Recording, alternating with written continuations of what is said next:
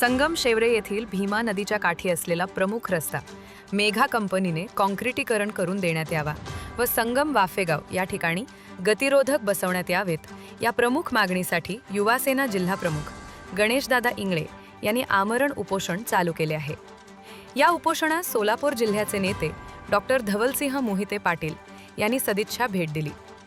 संगमशेवरे रस्ता हा अकलूज टेंभुर्णी या प्रमुख दळणवळणाचा रस्ता असून दररोज मोठ्या प्रमाणात ये-जा केली जाते, तसेच मालवाहतूक केली जाते, आपत्कालीन रुग्ण वाहतूक केले जाते।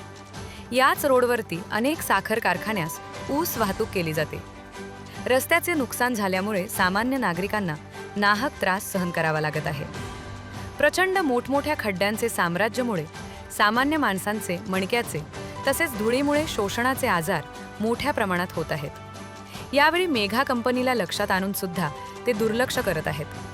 त्यामुळे युवा सेनेच्या वतीने युवा सेना जिल्हा प्रमुख गणेश इंगळे यांनी आमरण उपोषण चालू केले। या उपोषणास महाराष्ट्र एसटी कामगार संघटनेचे अध्यक्ष विद्या साळुंखे यांनी पाठिंबा दिला। यावेळी युवा सेना उपतालुका प्रमुख दत्ता साळुंखे, सचिन भोसले, गणेश भिताडे, पोपट जमदाडे, भारत सांगडे, भीमा भोई, सचिन इंगळे, नवनाथ इंगळे, विकास भोई, प्रशांत पराडे, ओम पराडे, दयानंद इंगळे, आदित्य इंगळे, भारत इंगळे, गणेश काळे, साधू शिंदे, बाळू इंगळे, बबन पराडे, निळू दळवी, सचिन लोकरे, अशोक देखणे, राजेंद्र इंगळे, यश भोसले, ई शिवसैनिक व शेतकरी उपस्थित होते।